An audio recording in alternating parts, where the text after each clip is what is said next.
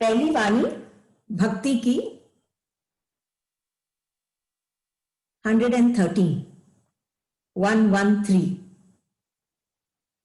आराम भवन आराम भवन, शत शत प्रणाम आराम भवन, जुग जुग जियो आराम भवन, हम सुखियों का आराम भवन, संत का प्यारा राम भवन, आराम भवन आराम भवन, गुरु दर्श कराए राम भवन, निज रूप लखाए राम भवन, आराम भवन आराम भवन,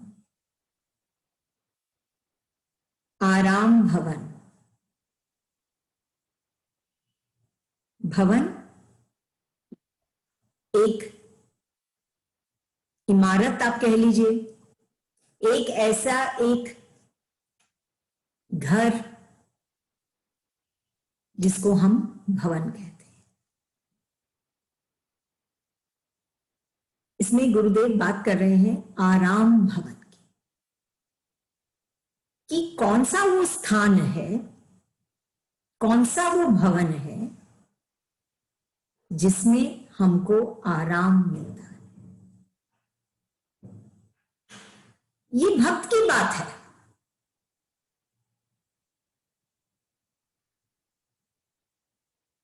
ये भक्त जो अनुभव कर रहा है उसकी बात है। कौन सा वो भवन है जहां उसके दिल को आराम मिलता है।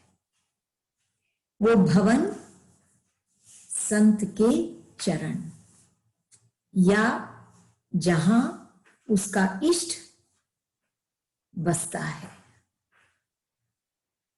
वहां पर उसको आराम मिलता है। वो एक ऐसा स्थान है जहां उसे आराम मिलता है।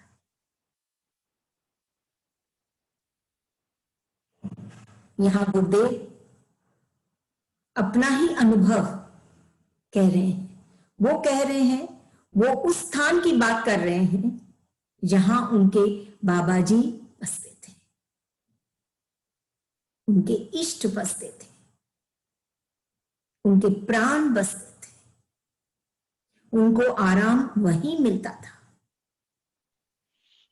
एक भक्त को आराम वहीं मिलता है और कोई स्थान नहीं है इस संसार में जहां उसे, चाहे वो बड़ा और बहुत सुंदर भवन क्यों ना हो, लेकिन आराम तो उसको जहां उसके गुरु या उसका इष्ट बसता है, वहीं पे जाके उसको आराम मिलता है। वो देव कहते हैं आराम भवन आराम भवन, शत शत प्रणाम आराम भवन। ऐसे स्थान को गुरुदेव कह रहे हैं शत शत प्रणाम। वो बहुत महत्वपूर्ण है एक भक्त के लिए, ऐसा स्थान, एक प्रेमी के लिए। उसको गुरुदेव प्रणाम कर रहे हैं कि शत शत प्रणाम आराम भवन, ऐसे स्थान।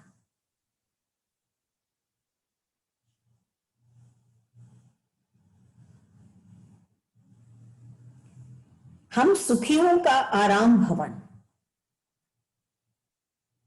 देखिए, जब वाणी मौन हो जाती है, हम जब वाणी को मौन कर लेते हैं तो हमारा मन बोलने लग जाता है। हम मुख से कुछ नहीं बोल रहे हैं, लेकिन हमारा मन बोलने लग जाता है। जब हम मन को भी मौन कर लेते हैं तो कभी कभी बुद्धि बोलने लग जाती है। जब बुद्धि को भी हम मौन कर लेते हैं, मतलब बुद्धि में जो उत्पन्न विचारों में जब वो रस और वो शांति प्रधान हो जाती है, तो हमारे आत्मा तक पहुंचती है। आत्मा का परमात्मा से मिलन तब होता है जब हमारी वाणी, मन, बुद्धि सब कुछ जब मौन हो जाती है, जब शांत हो जाती है, तब ये आत्मा परमात्मा से मिलता है। ऐसी स्थिति की बात कर रहे हैं यहां गुरुदेव।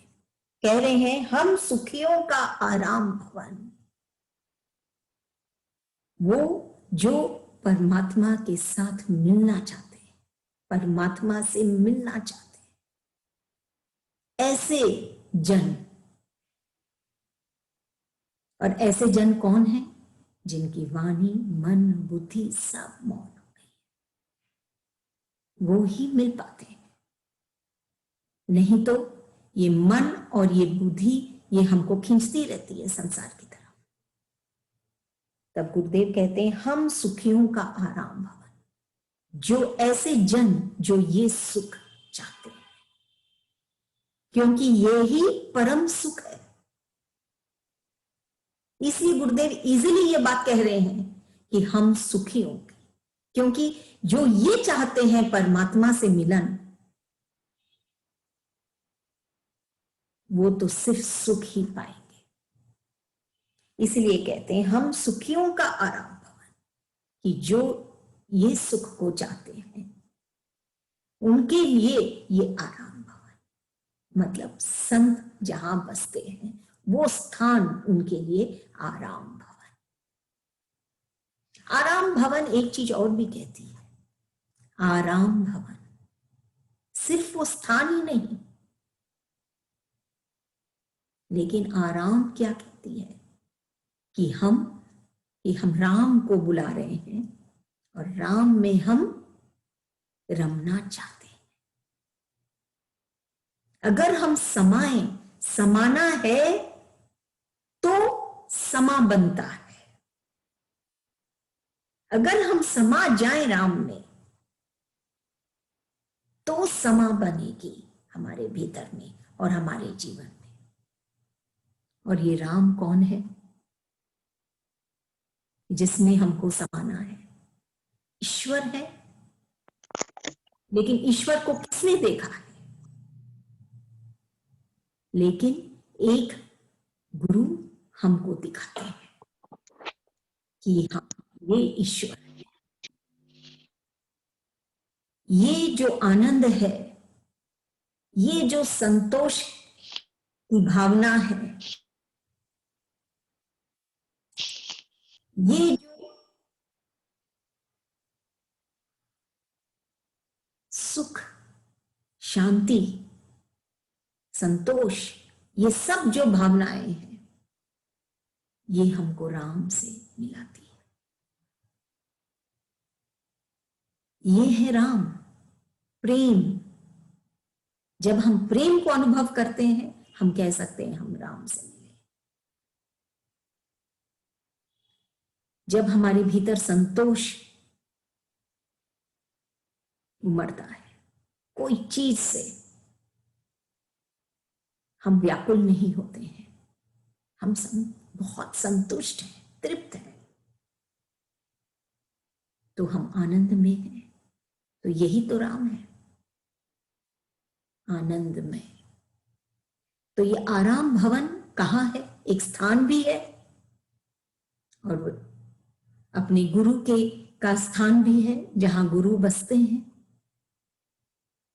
और ये स्थान हमारे भीतर भी है जहां राम बसते हैं। और राम और गुरु में एक्चुअली कोई फर्क नहीं। जब कोई जन ये सुख पाना चाहता है तो वो बाहर और भीतर दोनों में वो उस राम और आराम को पाने लग जाता है। बाहर में गुरु के पास और भीतर में गुरु के ही दिए हुए भावों से अपने भीतर भी वो उसी भाव को देख पाता है, अनुभव कर पाता है। तब इसमें गुरुदेव कह रहे हैं हम सुखियों का आराम भवन, ऐसा भवन जो बाहर भी है और हमारे भीतर भी है। और जो सुख चाहते हैं वो जन वो ऐसे भवन में जाना चाहते हैं।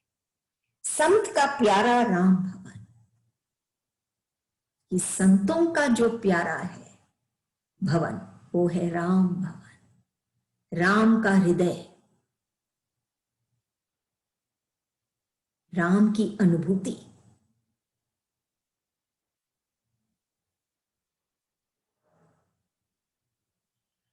आराम भवन, आराम भवन, गुरु दर्श कराया राम भवन, कि वो संत हमको दिखाते हैं कि आराम भवन कहां है।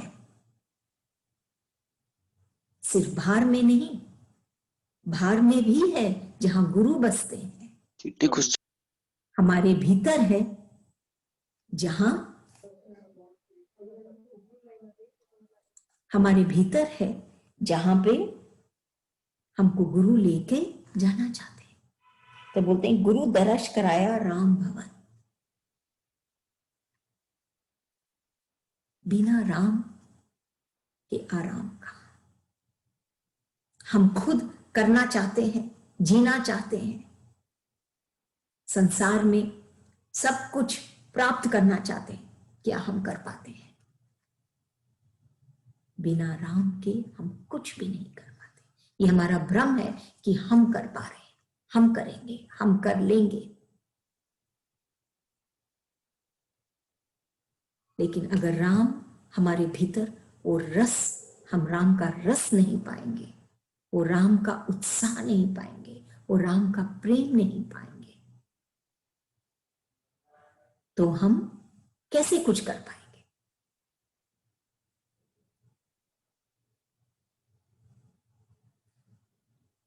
निज रूप लखाया राम भवन, कि हमारा खुद का जो रूप है, हम कौन है,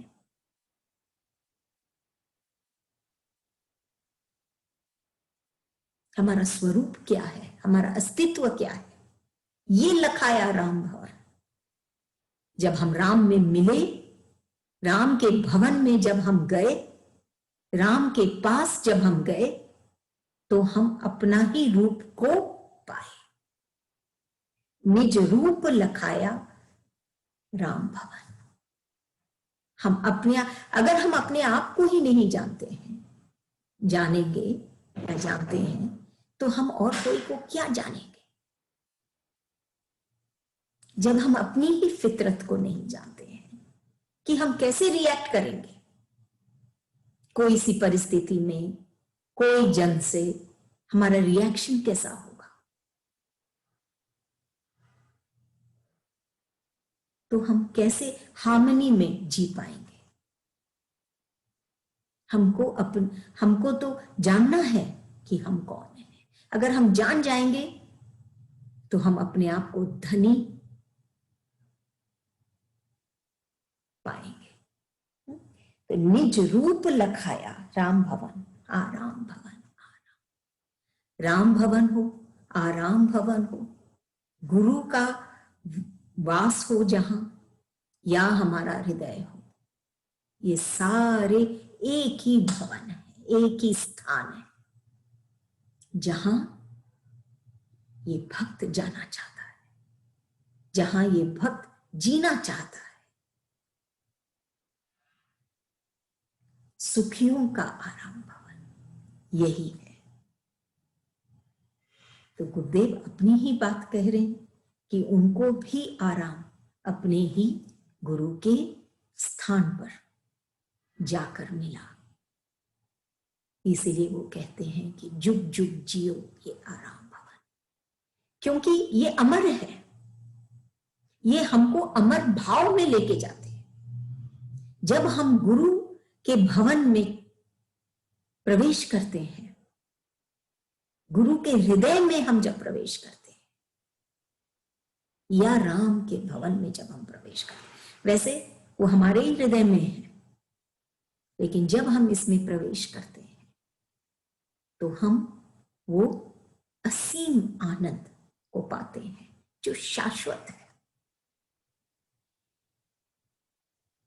जो एक अन्य प्राणी से उस जन को एक संत बना देता है, जो अमर हो जाता है और हमेशा याद किया जाता है और एक मिसाल बन जाता है उन भक्तों के लिए जो उसी पथ पे चलना चाहते और वही आनंद पाना चाहते। तो ये आराम भवन ये बहुत मूल्यवान, बहुत इंपॉर्टेंट एक स्थान है एक भक्त के लिए। और वो स्थान चाहे बाहर हो चाहे भीतर हो उसके हृदय में, जब तक वो उस स्थान में जाएगा नहीं तब तक वो राम को नहीं पाएगा। क्योंकि उस स्थान में उनका गुरु जहां वास करते हैं वही उनको दर्शाते हैं राम कौन है, दिखाते हैं। अगली वाणी 114 भक्ति की।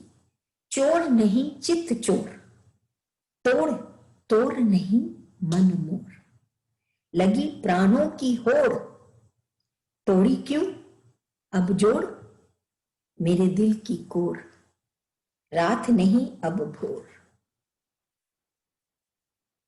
भक्त की विनती अपने इष्ट से कि तू चोर नहीं चित्त चोर।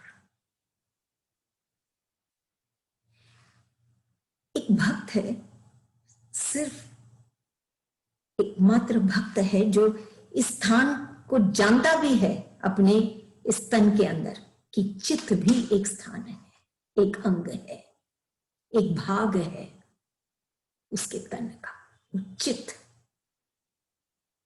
क्योंकि कोई एक्सरेज में और कोई और बाकी के कोई स्कैन्स में हम इस चित्त को नहीं देख पाते, लेकिन एक भक्त उस चित्त के बारे में जानता है, वो उस चित्त को देखता है और उसकी यही इच्छा होती है कि उस चित्त पे चित्र हो उसके इष्ट का, तो वो आराम पाएगा। तब कहते हैं कि चोर नहीं चित्त चोर। तब वो देखता है कि तू मेरे चित्त पर, तू खुदा है,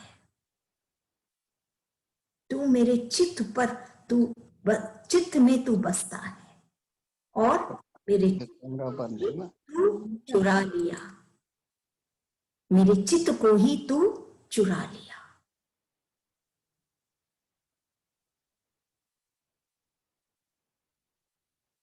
बाकी के अंक तो हम किसी को नहीं दे सकते, लेकिन हमारा मन, हृदय, चित्त, ये सब तो हम दे सकते हैं। किसको? बात ये है, वो उस चित्त चोर को देता है वो भक्त, जो उसके वो क्या देगा? वो चित्त चोर, वो जो प्रभु है, वो जो इष्ट है उसका, वो ही चुरा लेता है उसका चित्त। तब कहते हैं चोर नहीं, तू तो चित्त चोर है। वही वाली बात है कि क्या कृष्ण में वो आकर्षण था कि सब भक्त उनकी ओर खींचे चले आते थे, या वो खुद खींचे चले जाते थे अपने भक्तों की ओर? तो यहां कह रहे हैं चोर नहीं चित्त चोर, तू मेरे चित्त को चुरा लिया, तू तो इष्ट स्वतः ही उसने इष्ट उसके चित्त को चुरा लिया।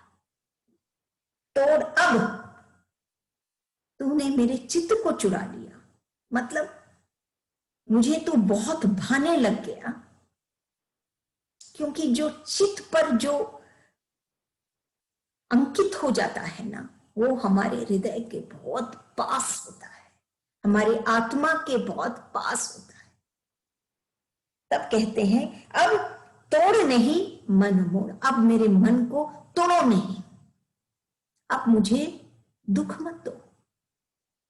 उसके अंदर विकलता है, वो हर समय अपने चित्त पर उस चित्त चोर को ही देखना चाहता है। तो तुम अब भक्त कहता है अब मेरे मन को मत तोड़ो, अब मत छोड़ के जाओ। तोड़ नहीं मन मोर, कि तू मेरे मन को मोड़ दे, तू मत तोड़ दे, मत तोड़, तू मेरे मन को मोड़ दे।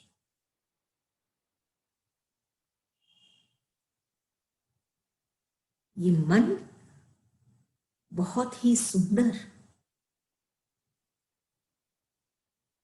एक हिस्सा है हमारे जीवन का, हमारे विचारों का, हमारे इस तन का। बिना इस मन के हम कुछ भी नहीं। ये मन बहुत प्रधान है हमारे जीवन में, हमारे सब कार्यों में, हमारे सब कर्म में, हर चीज में। सुबह से लेके दूसरे दिन सुबह तक हमारे हर सोच में, हर क्षण ये मन एक बहुत अहम भूमिका निभाती है।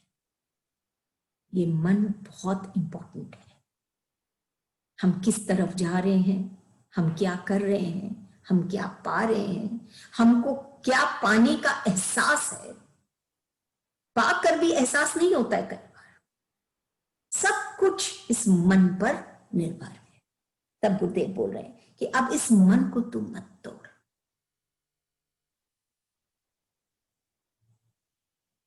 इसमें एक शब्द मोर भी लिखा हुआ है, मोर। वो सुंदर पक्षी,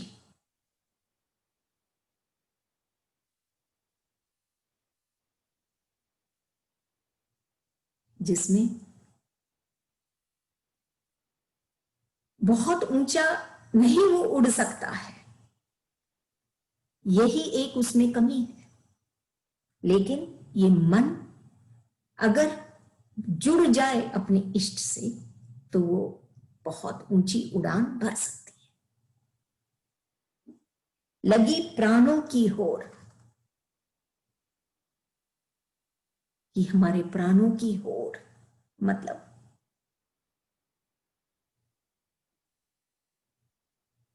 वो चाहता है अपने प्राणों से, प्राणों की ये तीव्र इच्छा है कि उसका मन को उसका इष्ट नहीं तोड़े और हमेशा उसको दिखे, उसके पास रहे, उसमें समाये।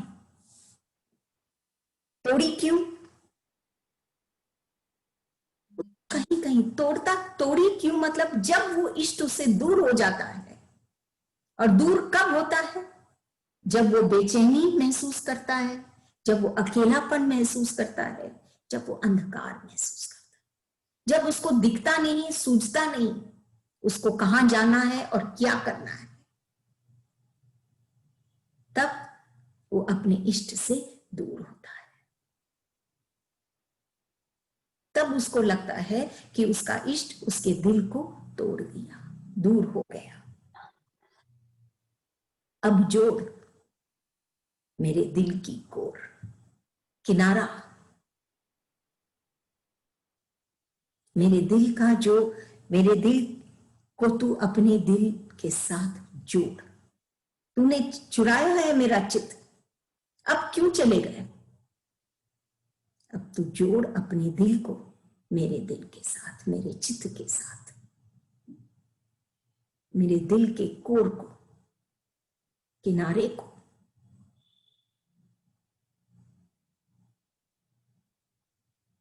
अगर वो किनारा नहीं होगा तो वो समुद्र वो भूमि से कैसे जुड़ेगा? वो किनारे के कारण ही वो जुड़ता है। ऐसे ही वो चाहता है कि वो इष्ट उसके साथ जुड़े, उसके दिल के कोने कोने में वो इष्ट विराजमान हो। मेरे दिल की तो कोर रात नहीं अब भोर, कि अब अंधकार नहीं। इसलिए अंधकार नहीं क्योंकि वो चित्त चोर उसके चित्त में बसता है, तो प्रकाश है उसके भीतर, क्योंकि चित्त चोर प्रकाशमान है।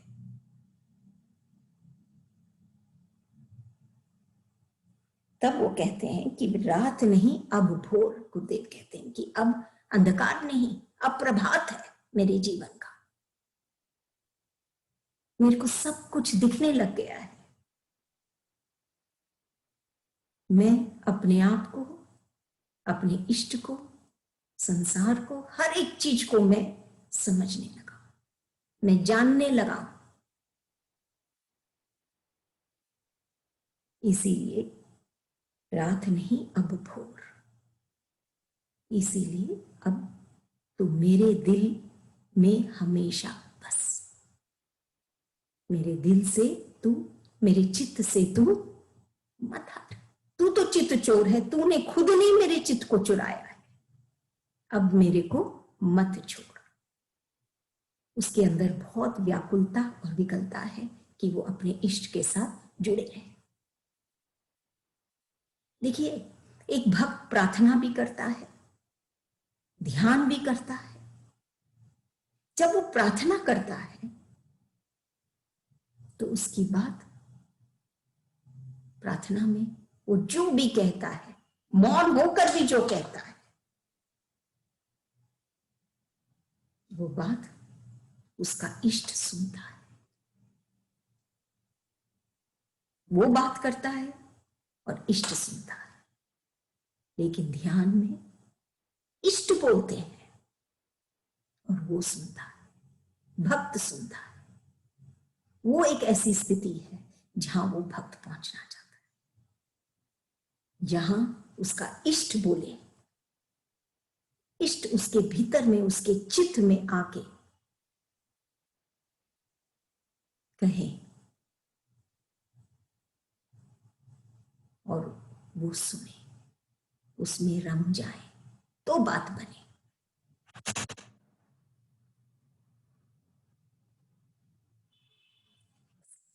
आगे की बात, मैंने तो गीत गाए हैं सुनाए नहीं। मैंने तो गीत गाए हैं सुनाए नहीं। गुरुदेव कह रहे हैं बहुत अंतर है गीत सुनाने में और गीत गाने। सबसे पहले गीत, गीत क्या होती है? जब तक मीत नहीं तब तक गीत नहीं। जब तक कोई खास साथी नहीं तब तक गीत नहीं। जब तक कोई प्रेमी नहीं तब तक गीत नहीं। गुरुदेव क्या कह रहे हैं? मैंने तो गीत गाए हैं। वो एक भक्त पाया है अपने इष्ट को, अपने प्रेमी को, तब वो कहता है कि मैंने तो गीत गाए हैं, क्योंकि वो उस प्रेमी से मिला है, वो प्रेमी के लिए ही गा रहा है। इसीलिए वो भक्त कहता है मैंने तो गीत गाए हैं सुनाए नहीं। जब वो गीत गाता है तो वो अपने लिए गाता है, अपने इष्ट के लिए गाता है। और जब वो गीत सुनाता है तो वो औरों के लिए गाता है कि वो सुने। बहुत अंतर आ गया। उसे, उसके अंदर वो भाव कैसे भरेंगे? उससे उसको कैसे रस मिलेगा? रस तो तभी मिलेगा उसको जब वो खुद अपने इष्ट के लिए वो गीत गाएगा, न कि किसी को सुनाने के लिए। अगर उसको सुनाना है तो वो उसको सिर्फ अपने इष्ट को सुनाना है।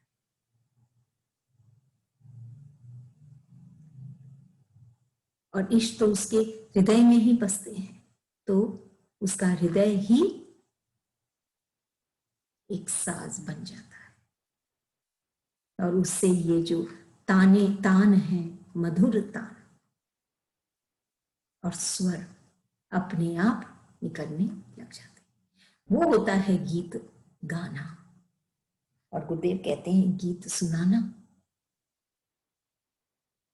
वो तो हो सकता है कानों को बहुत अच्छा लगे, जो सुनते हैं उनको बहुत अच्छा लगे, बहुत अच्छा लगा, बहुत अच्छा लगा, लेकिन क्या हृदय को छुआ? क्या रस पाया उसने। गीत का रूप ही बदल गया। बिना मीत के गीत ही नहीं, नीरस है।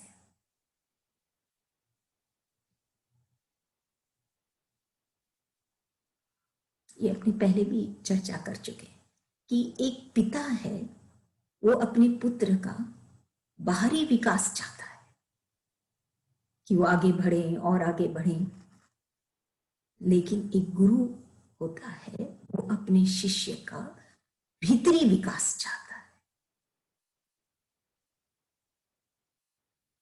कि वो गीत सुनाने से धीरे धीरे वो गीत अपने मीत के लिए गाने लग जाए।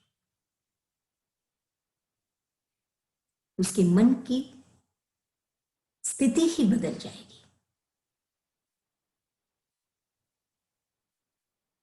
वो अपने आप को अकेला नहीं पाएगा,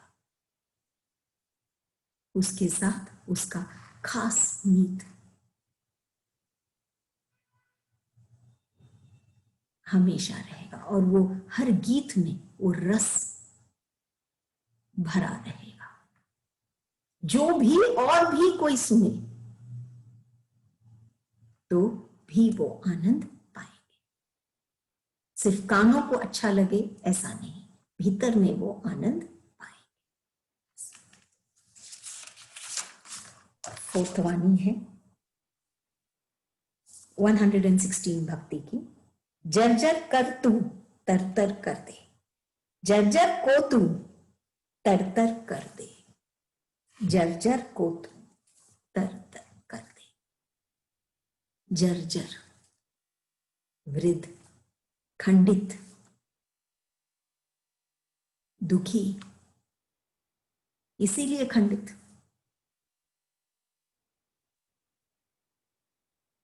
थके,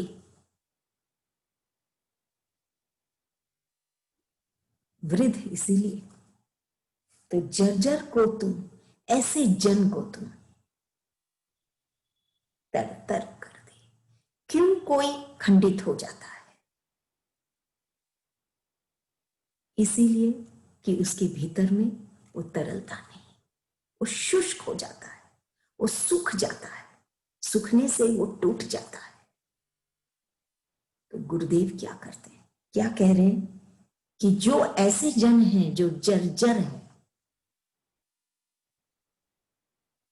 जो टूट गए हैं, उनको तू तर कर देता है। कैसे? प्रेम भाव से। उनको अपनापन, जो प्रेम जो मिलता है अपने इष्ट से, वो कितना ही सूखा क्यों ना हो, वो वापस हरा हो जाता है। हरा होते ही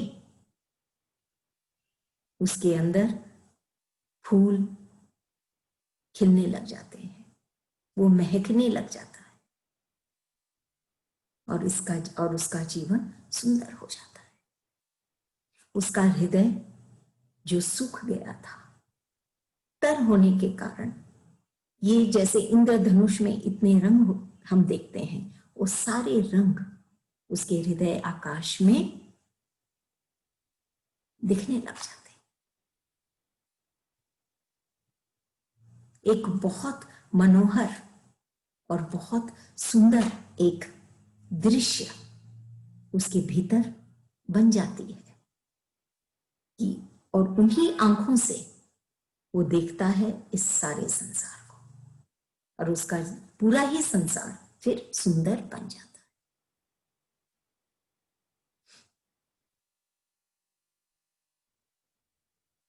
हमको, हर जन को अच्छे काम, सुंदर भाव हमेशा हमको अपने भीतर, हम चाहे यही बात कि हमेशा हमारे भीतर सुंदर भाव ही उमड़े, चाहे कोई देखे चाहे ना देखे। सूर्य तो रोज सुबह उदय होता ही है, और प्राय जब उदय होता है तो सब सोए रहते हैं, फिर भी वो उदय होता है और सब कोई को प्रकाशित करता है। ऐसे ही एक भक्त होता है, वो उठना चाहता है, वो उदय होना चाहता है। उसके जीवन में हर क्षण भोर है, चाहे अंधकार हो चाहे नहीं हो, चाहे सब सोए हो, कोई उसकी तरफ देख रहा हो चाहे नहीं, वो प्रकाशित होना चाहता है।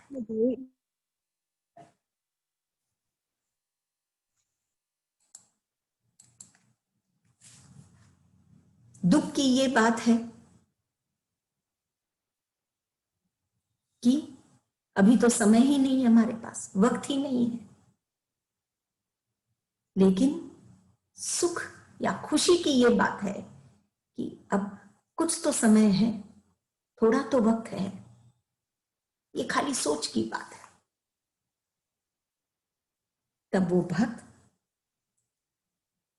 जर्जर से तरतर हो जाता है। जो भी समय बीत गया उसको हम देखें तो कोई उससे हमको लाभ नहीं होगा। लेकिन आज अब अगर हम अपने इष्ट से जुड़े अभी इस वक्त, तो जो ये जर्जर की जो स्थिति थी हमारी, वो तरतर में बदल जाएगी और हम तर जाएंगे। अभी भी वक्त है। ये खुशी की बात है कि अभी भी समय है, हम अपने इष्ट से जुड़े।